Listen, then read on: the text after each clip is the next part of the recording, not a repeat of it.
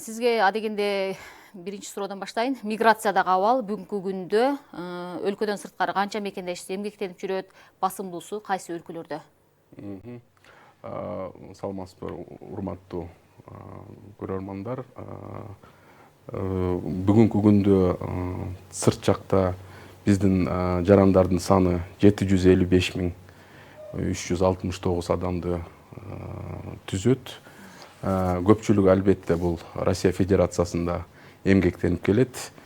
Тагыраак айтканда 502 миң жараныбыз бүгүнкү күндө Россия Федерациясынын аймагында эмгектенип келишет. Ошондой эле башка мамлекеттерди айта кетсек, бул Казакстан мамлекетинде 67 миң жараныбыз эмгектенип келет. Туркия мамлекетинде 35 миң, Америка Кошмо Штатында 60 миң, Корея мамлекетинде 6321 жараныбыз, жана башка мамлекеттерде калган жарандарыбыз ушу башка мамлекеттерде эмгектенишет. Эми чет жактарда эмгектенип жүргөндөр буга чейин баягы көбүнчө басымдуусу Орусияда жүрүшкөн да. Эмгектенишип, иштеп. Бирок ал жакта кырдаалдан улам, соңку окуялардан улам, мыйзам талаптардын катаалдашынан улам көп мындай мигранттардын саны азайгандай болду да.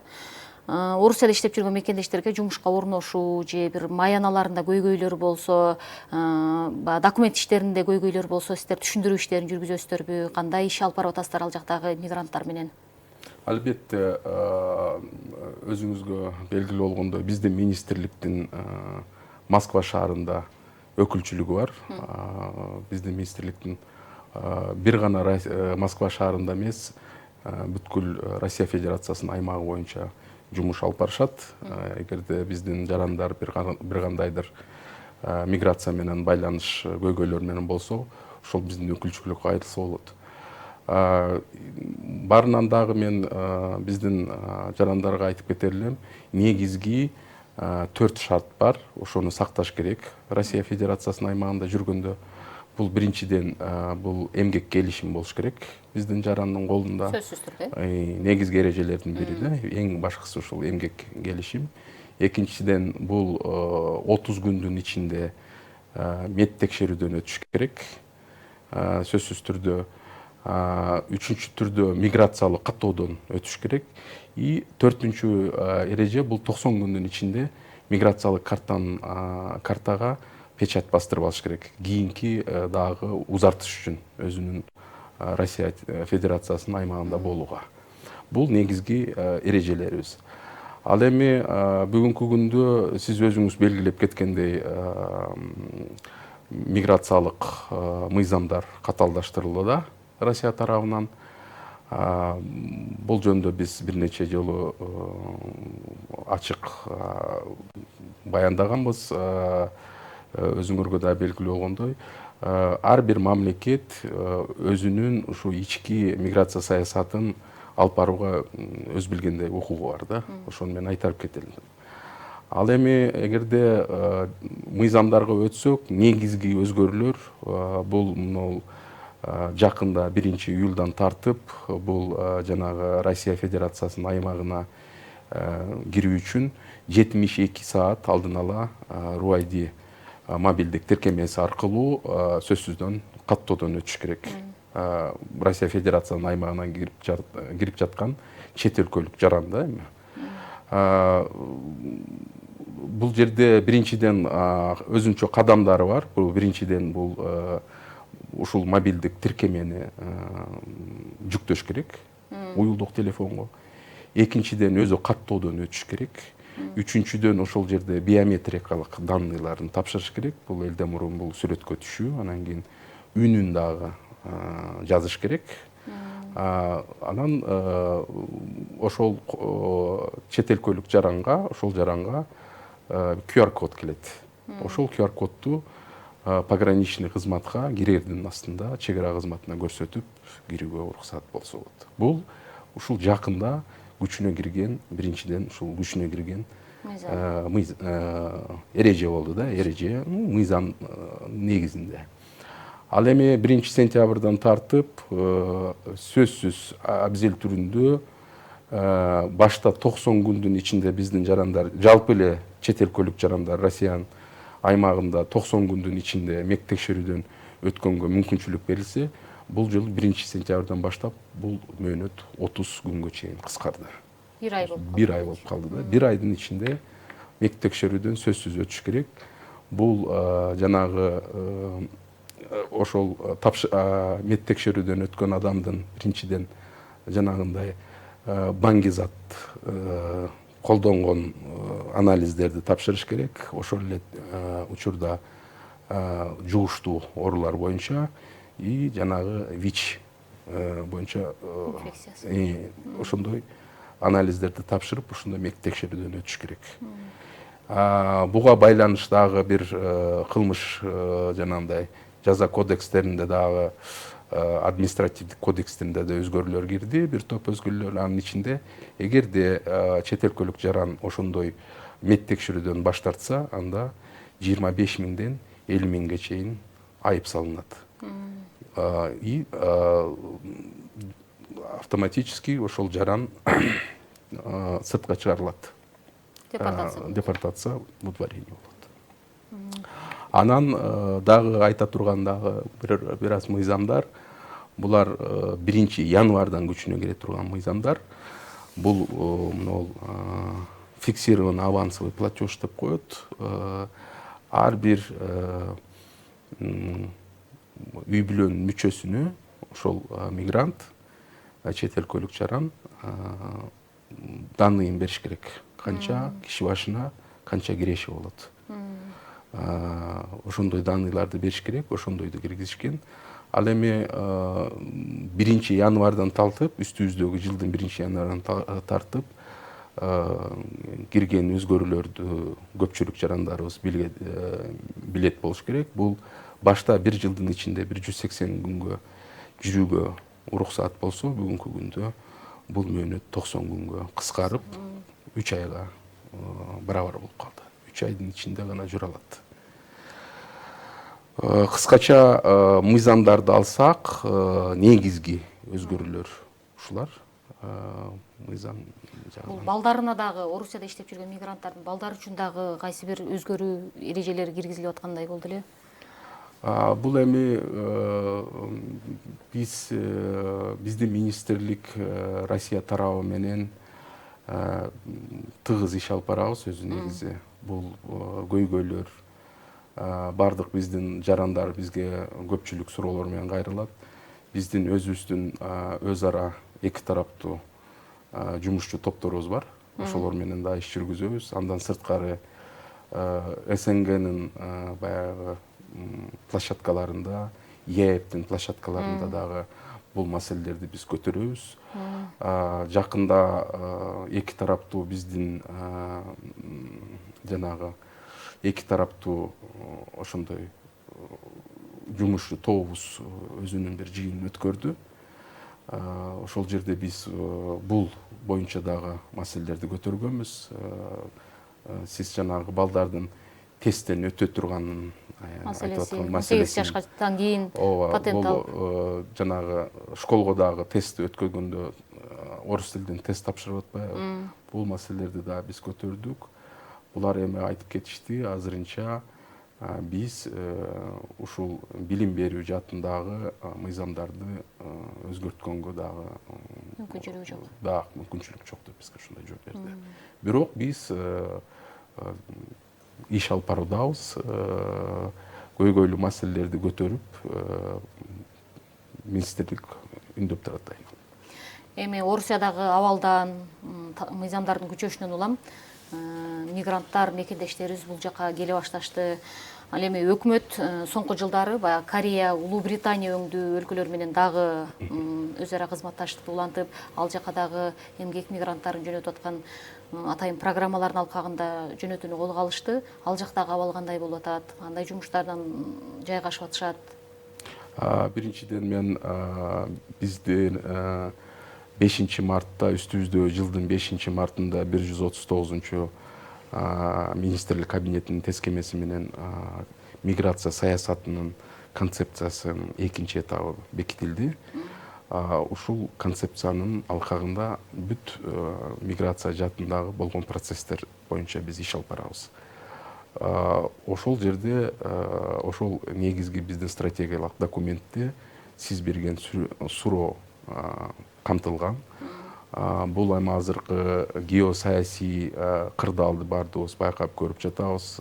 Бул Европа жактан дагы мына батыш жактан да мына Ближний Восток боюнча дагы кырдаалдар мындай курчуп барып ошондой оор болуп атпайбы?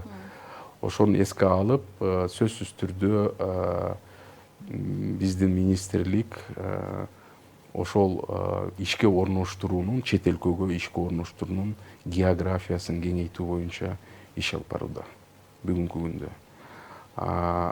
Биринчилерден болуп, сиз өзүңүз белгилеп кеткендей, бул Улуу Британияга, Корея мамлекетине, ошондой эле Туркия мамлекеттерине биз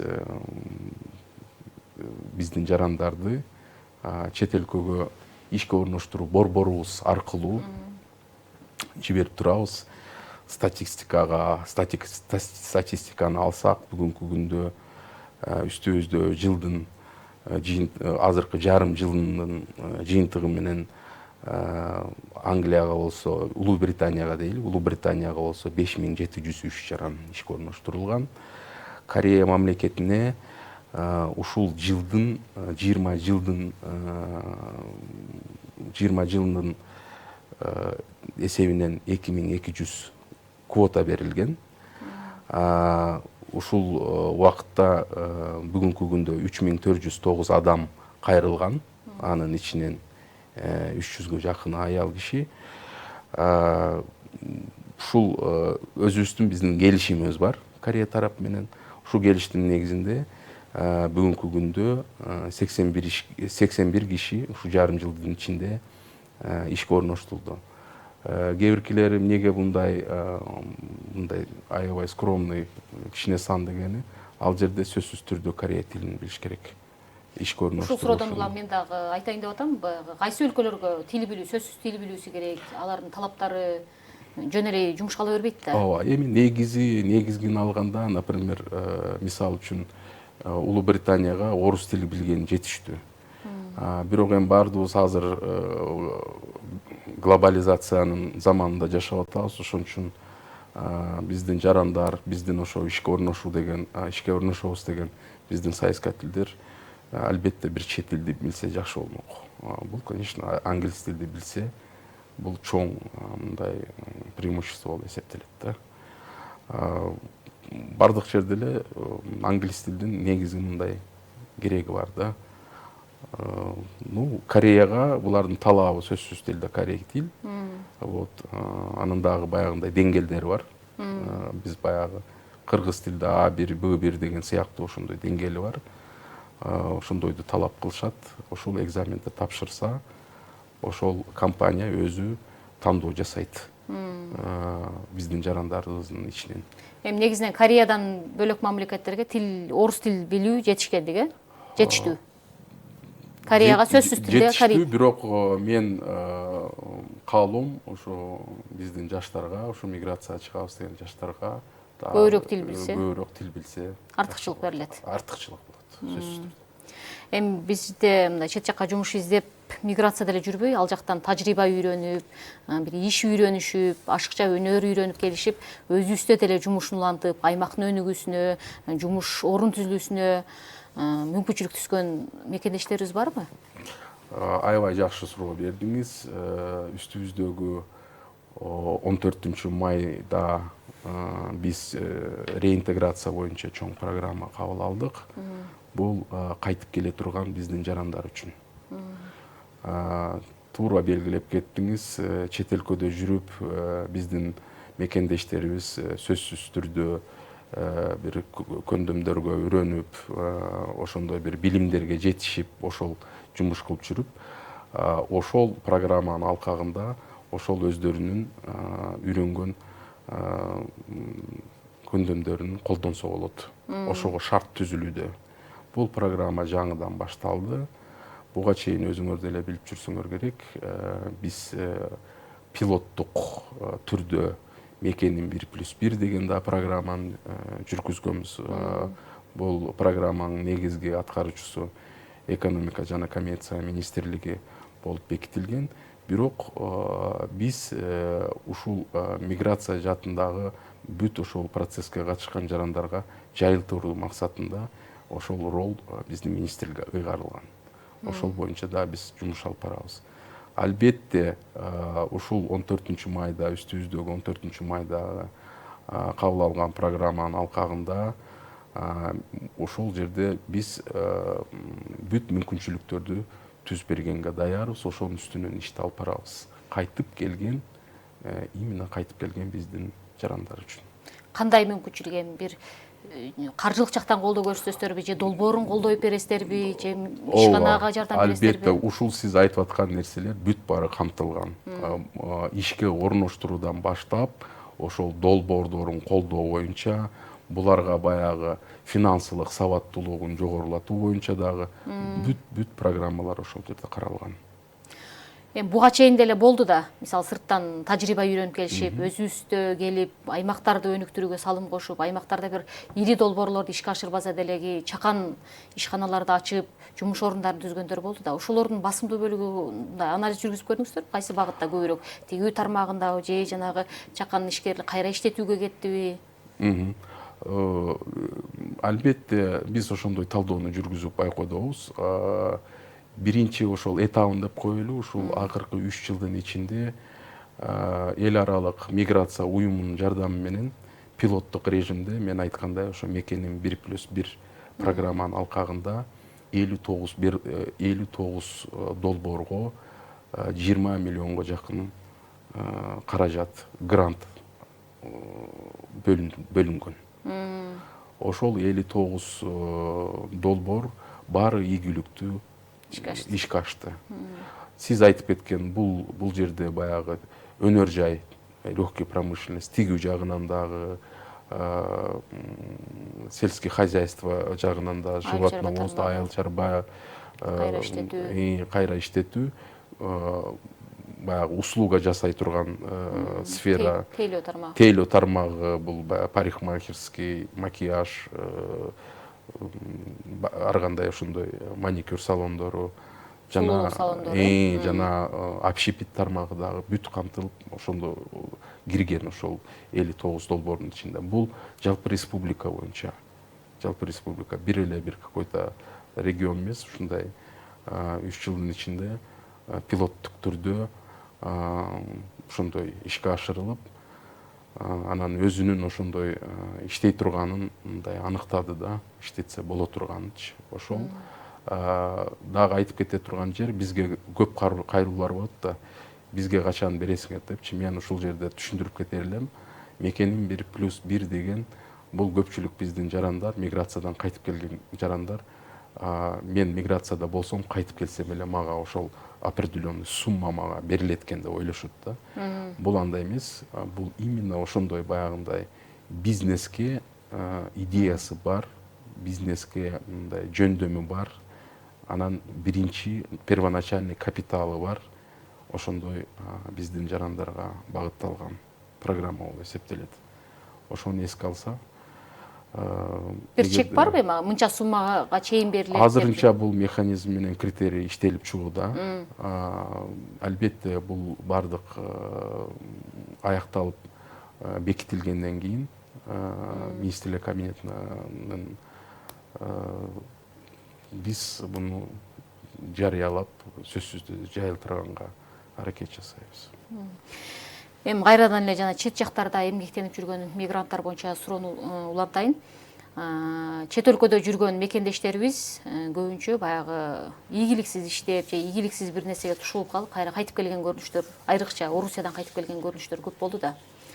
Эмнеден катачылык кетип атат? Документ иштериненби же өздөрү тартип бузган көрүнүштөр арбынбы? Бул аябай көйгөйлүү суроо. Көпчүлүгү ушул албетте документ жагынан кетирген катачылыктар же миграциялык учету баягындай анык эмес, недействительный болуп чыгат. же жанагы мөөнөтүн өткөрбөйген, узарта турган андай негизги ошол көпчүлүгү документ жагынан. Анан жакында дагы биз ошо орус тарап менен жанагындай жыйын өткөрдүк деп сизге айтпадымбы? Ошол жерде дагы орус тарап дагы белгилей кетти. Акыркы мына 2-3 жылдын ичинде кыргызстандык жарандардын жанагындай баңгизат менен байланыштуу фактылар дагы көп, кылмыштары дагы көбөйдү. Ошол показательдер да бизде мындай тынчсыздырабайт. Ошол үстүнөн дагы биз ички иштер министрлигинен кесиптештерибиз менен иш алып барабыз деп ойлойм. Себеби дегенде ички иштер министрлигинин да өкүлчүлүгү бар, Москвада билесиз, Россияда. Ошондой биргеликте эми мындай диаспоралардын арасында да ошондой түшүнүк иштерди жүргүзүшүбүз керек да. Негизи көпчүлүгү ошол документ жагынан кайтып келгендердин, нарушение кылгандардын себеби. Бирок ошол эле учурда ошол кылмыш жагынан дагы ошондой фактылар бар да. Эми чет өлкөдө жүргөн мигранттарда дагы бир көйгөй бар. Баягы иштеп жаткан маянасын ала албай калган көрүнүштөр бар. Алар боюнча кандай иш алып барасыздар сиздер? Маянасын өндүрүп бергенге мүмкүнчүлүк барбы? Же алар эмне себептен ошого мындай аргасыз болуп калып атат? Биздин мен үстүдөгү айтып кеткен сөзүмдүн башында биздин министрликтин Россия Федерациясында өкүлчүлүгү бар, Москва шаарында жайгашкан. Ошол өкүлчүлүктүн бирден бир милдети ушул акча төлөнбөгөн акчаларды баягындай жоопкерчиликсиз, недобросовестный работодательдер менен, иш берүүчүлөр менен иш алып бара турганда эсептелет. 6 айдын жыйынтыгы боюнча айта кетсем, бүгүнкү күндө 188 кайрылуу жасалган. 6 айдын жыйынтыгы боюнча 377 жарандан. То есть группа болуп биригип дагы бир кайрылууну жазышы мүмкүн да, коллективдер болупчу. Жалпы 54 миллиондон ашуун ошондой каражатка ошондой невыплатага ошондой кайрылуу түшкөн. Бүгүнкү күндө 190 жарандын, 194 жарандын айлык маянасы өндүрүлүп берилген. Бул 14 миллион 373 миң рубль каражаты бүгүнкү күндө кайтарылды. Бул иш улантырылат, сөзсүз түрдө кароосуз калбайт. Бул акчаны, айлык маянасын өндүргөндө дагы жанагы тергөө комитети менен, Россия Федерациясынын прокуратурасы менен, Москва шаарынын прокуратурасы менен, ошондой эле баягы Роструд деп коет, Федеральное агентство по труду и занятости, ошолор менен тыгыз иш алып барышат. Эми мына соңку суроо болсун. Орусиядагы абал мынтип каталдашып атат, талап тартиптер. Сиз чет өлкөгө барып иштейм деген мекендештерибизде кайсы өлкөлөргө барып иштөөгө мүмкүнчүлүк бар? Шарттары жеңилирээк, кайсы өлкөлөрдү сунуштайт элеңиз? Кандай жумуштар бар ал жакта? Бул эми азыр өзүңөр массалык маалымат каражаттарынан баарыңар байкап турасыңар. Миграциялык мыйзамдар бир гана Россияда эмес, бул Америкада дагы, Европада дагы, башка мамлекеттерде дагы бүгүнкү күндө каталдаштырууда. Ошон үчүн мен жанагы биздин концепциянын экинчи этабын айтып кетпедимби, ошондой чоң стратегиялык документти кабыл алдык деп. Эгерде биринчи этабында биз ушул басымды жанагындай географияны кеңейтүүгө көбүрөөк жасасак, жанагы иш корунуштуру, то бул как раз экинчи этабында биз мына биздин президентибиз Садыр Нуркожоевич биринчи жарлыгы, 4-чү жарлыгы болгон, бул баягы миграция абалын жакшыртуу боюнча жарлыгынын алкагында кайтып келүүгө көп басым жасап атабыз да, ошого шарт түзүүнүн үстүндөбүз. Өзүбүздө жумуш орундарды түзүү, Ооба, ошон үчүн мен ушул бүгүнкү эфир менен пайдаланып, биздин жарандарды биздин мамлекетке келип эле ушул жерде азыркы ушул бүт ситуацияларды эске алганыбызда, мына Ближний Востокту алсаңыз, мына Эмират, Кувейт, башка мамлекет, Сауд Арабия, бул жак деле кооптуу. Европа жакты сиз өзүңүз белгилеп кеттиңиз. Негизги азыр бүт ушул негизи мындай ситуацияны эске алганда бүгүнкү күндө Кыргызстандын экономикасынын өсүшүн эске алганда аябай ири инфраструктуралык проекттер курулууда. Бүгүнкү күндө бизде ушул мекендештерибиз кайтып келип өзүнүн мекенинде иштегенге чакырып кетет элем. Өзүбүзгө деле жумуш орундары түзүлүп калды, өзүгө деле жумушчулар керек. Албетте, мындай байкасак, эгерде былтыры биздин ошо чет өлкөлүк жарандарга квотабыз 50 миңди түзсө, 26 жылга бул квота 102 миңге көтөрүлдү да. Бул эмненин белгиси? Бул бизге өзүбүзгө жумушчу күч жетишпегендигинин белгиси. Ошон үчүн биздин жарандар биздин мамлекетте эле өзүнүн үй бүлөсү менен жанында ушинтип иштегени ташоо. Эркин мырза, мына жарым саат бою сиз эмгек миграциясындагы абал, мигранттардын чет өлкөдө жүргөн мекендештерибиздин абалы боюнча бир жакшы маек куруп бердиңиз. Сизге ыраазычылык билдирем, ишиңиздерге ийгилик каалайбыз. Урматтуу телекөрүүчүлөр, бүгүнкү көрсөтүүбүз ушуну менен жыйынтыкталат. Кийинки эфирлерден көрүшкөнчө саламатта болуңуздар.